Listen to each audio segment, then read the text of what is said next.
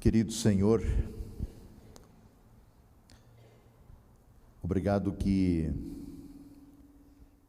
Tu também falas a nós neste tempo de culto, através dos hinos que cantamos, da palavra que lemos,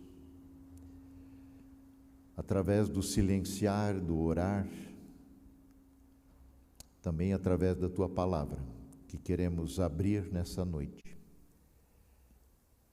Aquieta o nosso coração, permita que a voz do Teu Santo Espírito, a Tua voz, seja claramente discernida em nossos corações e mentes, que o Senhor tenha a plena liberdade de trabalhar em nossas vidas, à luz da palavra que queremos abrir. Inspira-nos, abençoa-nos no falar, no ouvir, para a glória do Teu santo e eterno nome. Em nome de Jesus que oramos. Amém. Como já mencionado, no calendário da igreja, calendário eclesiástico, hoje nós temos o primeiro domingo após Epifania. Epifania, na verdade, a Epifania do Nosso Senhor, ela é celebrada, comemorada, lembrada no dia 6 de janeiro, que foi ontem. Por isso, hoje, o primeiro domingo após Epifania. Algumas tradição também católica tem colocado nesse dia a ênfase do Dia de Reis, né? Tem o Canto dos Reis, também a tradição, que em si não tem respaldo bíblico para isso, mas a tradição religiosa cristã estabeleceu esse dia de Reis, 6 de janeiro, como dia de tirar o pinheirinho, desmontar os enfeites de Natal, apagar as luzes. Acabou. Epifania, na verdade, tem a ver com a aparição, com a manifestação da divindade de Deus entre nós, obviamente na pessoa de Jesus. Mas Epifania também se usa, é um termo usado, por assim dizer, acho que não tão usado, mas quando, por exemplo, alguém de repente tem um entendimento, uma compreensão de algo essencial na sua grandeza, e ele diz, tive uma epifania. O termo é também usado em sentido filosófico e literal para indicar quando alguém, por exemplo, encontra finalmente a última peça de um quebra-cabeça e ele agora tem uma imagem completa, ele tem toda a imagem diante de si, uma epifania.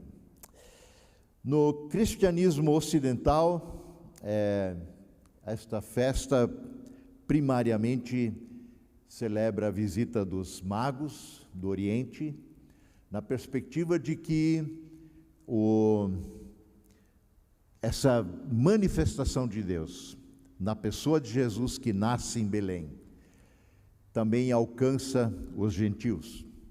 Os magos não são judeus e eles são alertados de alguma forma, pela estrela, fazem um longo deslocamento e vêm procurando o menino, o rei que acabou de nascer. E no contexto oriental, costuma-se mais, como falei, celebrar também o batismo de Jesus na Epifania. Enfim, a Epifania é uma festa cristã que comemora a manifestação de Jesus como o Deus encarnado, o Emmanuel, o Deus conosco. E é por essa razão que a referência para a nossa reflexão bíblica de hoje vem do Evangelho de Marcos, capítulo 1, versos iniciais. Como eu já mencionei, eu quero não ler totalmente o texto aqui numa pancada só, mas eu quero citar algumas coisas, passar um pouco através do texto de Marcos 1, e a gente vai refletindo algumas coisas na perspectiva da nossa temática aqui de hoje à noite. Marcos 1 abre da seguinte forma o seu evangelho: princípio do evangelho de Jesus Cristo, o Filho de Deus. Dá para dizer, esse é o título que Marcos dá ao seu evangelho, ao livro, como a gente o conhece. Na verdade, Marcos quer entregar uma boa notícia, uma excelente notícia, tal qual se encontra no Evangelho de Lucas, capítulo 2, lá no início, mencionamos aqui na pregação de Natal, quando o anjo vem e anuncia o Evangelho aos pastores, lá que pastoreavam o seu rebanho já na noite adentro. E o anjo declara: eu estou lhes trazendo Evangelho, boas notícias, de grande alegria, que será para todo o povo. É que hoje, na cidade de Belém, lhes nasceu o Salvador, que é Cristo, o Senhor. Grande revelação, Evangelho, excelente notícia. Eu creio que essa coisa da manifestação de Deus, da epifania, de alguma forma existe um anseio, quem sabe, embutido no coração de cada pessoa, de um desejo de querer ver Deus, ver a face de Deus, ver como Ele é, qual é a sua aparência. Afinal, a gente tanto fala de um Deus que parece que é inacessível, que nosso imaginário não consegue, de alguma forma, colocar as coisas no seu devido lugar. E eu creio também em mim, um desejo de conhecer a face de Deus. Tem hinos que cantam isso. Toda hora a gente vê hinos falando disso. Moisés, ele teve uma experiência, uma teofania, né? Uma manifestação visível de Deus na sarça ardente, lá em Êxodo 3. Ele estava pastoreando o rebanho do seu sogro Jetro, quando ele viu aquele arbusto em chamas, uma coisa que poderia acontecer, né? Uma autocombustão num deserto, mas o que chama a atenção de Moisés é que ali tem alguma coisa diferente. Aquelas chamas extraordinárias não consumiam o arbusto, ele continuava ali do jeito que era, e a chama o envolvia. E Moisés se aproxima, curioso, e da chama vem uma voz que lhe diz: Moisés, tira a sandália do pé, o lugar que você está é terra santa. E Moisés então se prostra, cobre o seu rosto, e Êxodo 3, verso 6 vai dizer: porque teve medo de olhar para Deus. Moisés teve medo de olhar para Deus. Ele tinha a oportunidade diante de si de olhar para Deus, uma manifestação visível de Deus, e ele se prostra em terra, cobre o rosto, porque tem medo de olhar para Deus. Bom, ali Moisés recebe o seu chamado de tirar o povo de Deus do Egito, o que acaba acontecendo. 3 dias rumo ao deserto, Monte Sinai, Moisés é chamado por Deus a subir o monte, a estar na presença de Deus. E ali ele passa por 40 dias. Ele volta, seu rosto brilhando, porque estava na presença da glória de Deus. E não é isso, eu não quero me ater aos detalhes dessa história, Mas, entre outras coisas, também ali ele recebe a incumbência de construir uma tenda, um tabernáculo, uma tenda de encontro com Deus, onde, sempre de novo, Moisés tinha um encontro pessoal com Deus. E isso já mais adiante, em Êxodo 33, vai dizer uma coisa fantástica a respeito dessa relação de Deus e Moisés. Diz assim no verso 11: o Senhor falava com Moisés face a face, como quem fala com seu amigo. Deus falava com Moisés face a face, como quem fala com seu amigo. Contudo, tem algo ainda esquisito e estranho nesse processo. Porque 7 versos adiante, no verso 18, depois de estar na presença de Deus e ter um encontro com Deus, Moisés pede o seguinte: Senhor, eu te peço que o Senhor mostre para mim a sua glória. Mostre-me a sua glória. Eu quero ver o Senhor. Sim, mas e a sarça ardente? E os 40 dias no monte? E os encontros face a face na tenda? Ainda não deu para ver a glória de Deus?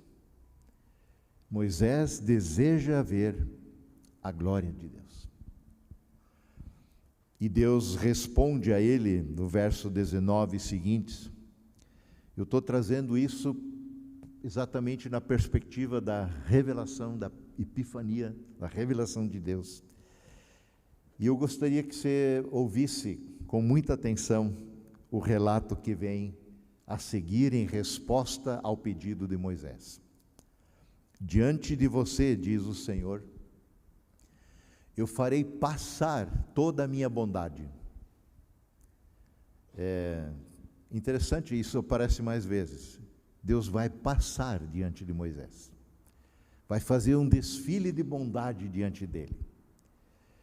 Não é como a gente olha para uma pessoa e ela está lá e a gente viu a pessoa e está tudo resolvido. Parece que a gente não consegue olhar para Deus e enxergar Ele na sua grandeza numa pancada só. Eu farei passar diante de ti toda a minha bondade, e diante de ti eu proclamarei o meu nome, o Senhor, Yahvé. Até ali Deus era conhecido como Deus de Abraão, Deus de Isaac, Deus de Jacó. A Moisés, Deus revela o seu nome, Yahvé, eu sou o que sou. Terei misericórdia de quem eu quiser ter misericórdia, terei compaixão de quem eu quiser ter compaixão. Verso 20, ouçam. E ele, Deus, acrescentou: você não poderá ver a minha face. Sabe o que significa na Bíblia não poderá? Não poderá. No Brasil, não pode, nunca é não pode. Sempre tem um jeitinho, a gente dá um jeito. Não pode. No Brasil não tem um negócio chamado essa lei não pegou. Já ouviram isso, né? Se cria uma lei, não pode, mas a lei não pegou, ninguém obedece. Você não poderá ver a minha face, Moisés, porque ninguém, e na Bíblia ninguém também significa ninguém, poderá ver a minha face e continuar vivo. Ninguém poderá ver a minha face e continuar vivo. A nossa condição de pecadores, desde o Éden, tem colocado essa condição diante de nós. Deus teve que remover Adão e Eva do Éden, porque essa convivência tete a tete já não era mais possível por causa do pecado. A nossa pecaminosidade não sobrevive, nós não sobrevivemos diante da santidade, da pureza, da glória de Deus. Por isso, ninguém pode ver a minha face e continuar vivo. E o Senhor prosseguiu. Tentem imaginar agora essa cena. Há aqui um lugar perto de mim, Moisés, onde você ficará em cima dessa rocha. Quando a minha glória passar, eu colocarei você na fenda da rocha, e com a minha mão eu cobrirei você, até que eu tenha acabado de passar. Dá para tentar imaginar? Então, depois que eu terminei de passar, eu retirarei a minha mão e você me verá pelas costas. Mas a minha face ninguém poderá ver. Até parece que Deus brinca de esconde-esconde. Por que Ele não se revela logo? Mostra a cara, se deixa ver, resolve essa questão de uma vez por todas e pronto. Contudo, é exatamente isso que Deus faz no Natal. Deus vem, nasce entre nós. Jesus deixa sua glória eterna, se reveste, é nascido, gerado pelo Espírito Santo, como todos nós nascemos, um frágil bebê, contudo, Deus entre nós. Princípio do Evangelho de Jesus Cristo, o Filho de Deus, assim Marcos começa. E Lucas faz referência ao anjo, eu trago Evangelho. Uma ótima notícia para vocês, de grande alegria. Nasceu hoje, na cidade de Davi, o Salvador, o Cristo de Deus, o prometido, o Messias, o ungido, o Senhor. Deus se revela ao mundo, de uma vez por todas. E o que João vai dizer? A gente abordou João, capítulo 1 de João, aqui no culto de Natal. Estou tentando conectar essas coisas. E João diz, João 1,10, o mundo não o reconheceu. Mas como?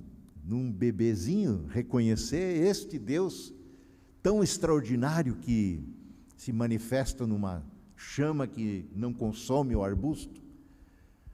Um brilho, uma glória tão extraordinária que Moisés vai reluzir depois de 40 dias na sua presença, de um Deus que faz desfilar sua bondade e grandeza diante de Moisés, preservado para não ser fulminado na fenda de uma rocha, cuidado e protegido pela mão de Deus.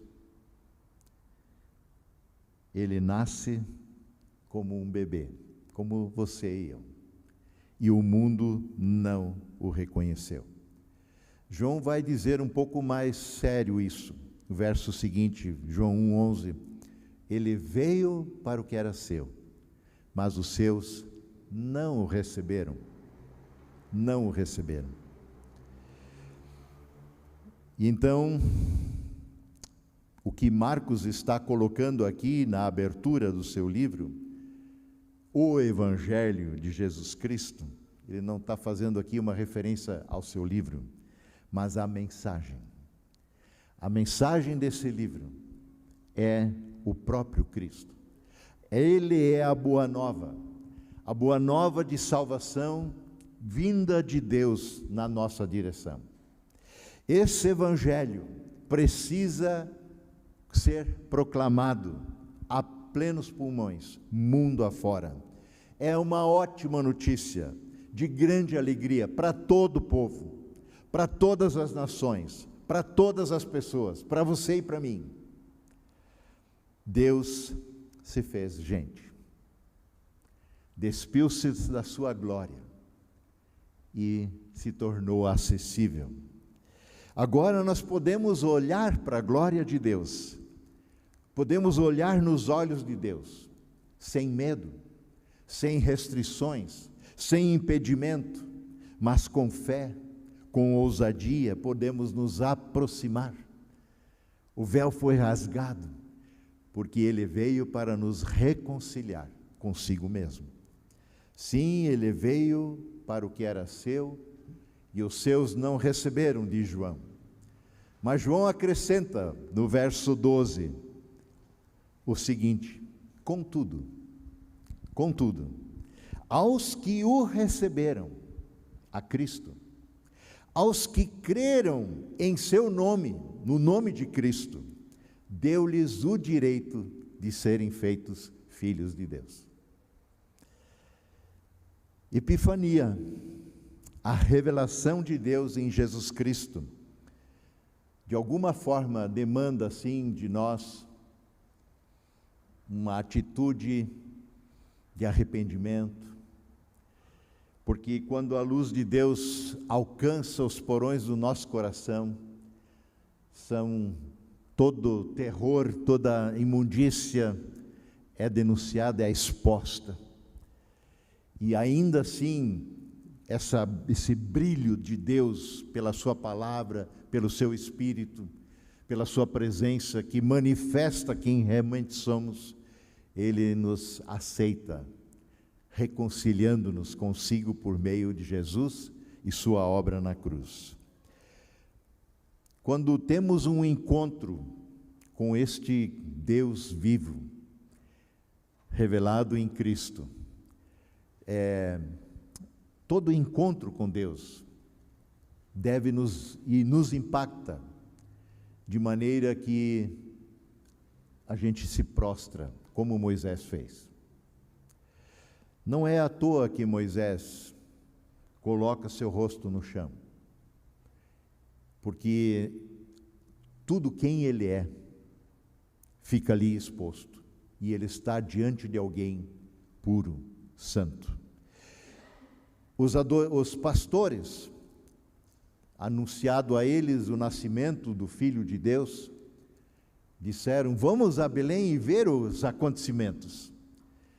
E quando lá chegam, encontram um menino envolto em panos, deitado numa manjedoura, como o anjo havia comunicado.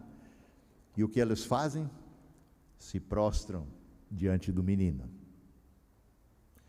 Os magos que vêm do Oriente, eles dão uma chegadinha em Jerusalém, vão falar com Herodes, perguntar, se informar um pouco melhor, onde está o rei dos judeus que acabou de nascer?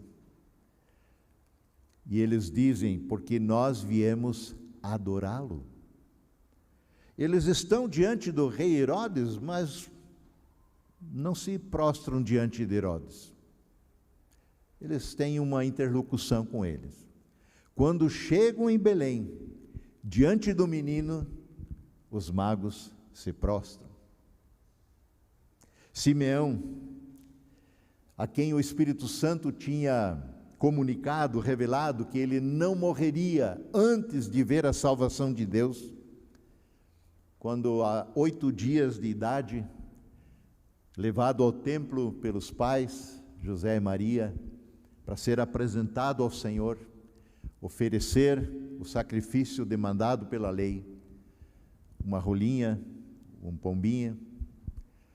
Simeão nunca tinha visto esse menino, e ele olha para essa criança, a toma nos braços e diz: Senhor, os meus olhos viram a tua salvação. Agora despede em paz o teu servo. Posso morrer. O Senhor tinha me prometido que eu viria a tua salvação. Eu agora a vi. Uma criança, um bebê de 8 dias, no seu colo. A manifestação de Deus, a epifania de Deus em Cristo, ela é tão ou mais extraordinária do que uma sarça queimando, do que 40 dias num monte que fumega, troveja, sinais extraordinários de um Deus que se manifesta. Terrível. O povo, quando Moisés desce do monte, posteriormente, numa da segunda vez, ele diz: olhe, fale tu com Deus, deixa a gente de fora. O Senhor, Moisés, você fala com Deus e fala para nós o que Deus te disse, porque a gente está vendo que não dá para lidar com ele assim, não. Mas agora Deus está totalmente acessível, numa presente, numa dádiva graciosa na vida do seu Filho Jesus. Meus olhos viram a tua salvação. O meu clamor é que os nossos olhos tenham visto a este Jesus, que pela graça de Deus temos conseguido discernir de que não é apenas um grande homem a ser colocado nas grandes galerias dos grandes que passaram pela terra. Ali há um diferencial. Em Cristo, Deus se manifestou plenamente e definitivamente para toda a humanidade. Para Marcos, assim como para João, a divindade de Cristo é de primária importância. E assim Marcos inclui exatamente isso no título, na abertura do seu Evangelho. Princípio do Evangelho de Jesus Cristo, o Filho de Deus. Lembrando que Marcos escreve para uma comunidade não judaica. Mateus, sim, para uma comunidade mais judaica, né? Mas Marcos escreve para uma comunidade gentílica, que não tem o respaldo e o background de todas as histórias da revelação de Deus. E assim Jesus é apresentado ao mundo como aquele que proclama o Evangelho, o proclamador do Evangelho, cujo conteúdo é Ele mesmo, porque Ele é o Evangelho, Ele é a boa notícia. E a proclamação de Jesus foi exatamente essa. Marcos capítulo 1, verso 14 e 15, diz assim: depois que João foi preso, Jesus foi para Galiléia, proclamando as boas novas de Deus, proclamando a notícia boa de Deus. E ele dizia: o tempo é chegado. O tempo prometido por Deus chegou, é agora. O reino de Deus está perto. Arrependam-se e creiam no Evangelho. Creiam na Boa Nova. Essa é a mensagem de Jesus. E essa mensagem perpassa os Evangelhos. Parece que Marcos, inclusive, especialmente o evangelista Marcos, tem muita pressa em que se proclame a plenos pulmões o Evangelho de que o reino está perto. O reino está próximo porque o rei está aí. O rei que os magos vieram adorar é Jesus. E ele então não dedica nenhuma linha à história da natividade de Jesus. Marcos não dedica nenhuma única linha à história da infância de Jesus, dos primeiros anos de vida de Jesus. Marcos se volta imediatamente para os acontecimentos, introduzindo o ministério público de Jesus. Como, por exemplo, nesse primeiro capítulo está o batismo de Jesus, e aí segue o ministério. Uma pergunta perpassa o Evangelho: quem é esse? Essa pergunta está na boca de diversas pessoas, dos próprios discípulos. Quando Jesus perdoa os pecados, os críticos a ele diziam: mas quem é esse que perdoa pecados? E só Deus pode perdoar pecados. Ok, e Ele é Deus. Quem é esse a quem o mar obedece, o vento cessa? Quem é esse que anda sobre a água? Quem é esse que transforma água em vinho, multiplica pão, peixe? Quem é esse? Essa pergunta em Marcos tem a sua resposta na boca de um soldado estrangeiro, não judeu, diante da cruz, que olha e vê a forma como Jesus morre e diz: verdadeiramente este era Filho de Deus. Sim, Deus se manifestou. Que bom, de uma vez por todas. Então é para Cristo que devemos olhar. Você está ansioso em ver a Deus? Em ter um encontro com Deus? Corra para Cristo. Em Cristo Deus te acolhe. Em Cristo você não é ameaçado, tua vida não está ameaçada. Muito pelo contrário. Em Cristo, a tua vida é restaurada. Tua vida é dada, nova. Se alguém está em Cristo, é nova criatura. As coisas antigas já passaram, eis que se fizeram novas. Que neste domingo que a gente lembra da epifania de Deus, em Jesus Cristo, nossa fé seja renovada, nesta certeza de que este Deus a quem tanto queremos ver e anseiamos por ver, já se manifestou poderosamente, ao ponto de dizer, João vai dizer no seu evangelho, que nós vimos, ele se fez carne, né? O Verbo se fez carne, habitou entre nós, e nós vimos a sua glória, glória como do unigênito do Pai. Nós vimos a sua glória.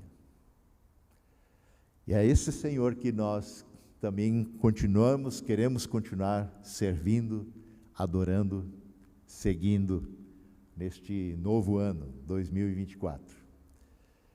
E aprender com Ele a temer o Senhor, a adorar o Senhor, a servir o Senhor, com todo o nosso coração, força, alma, entendimento. Amém.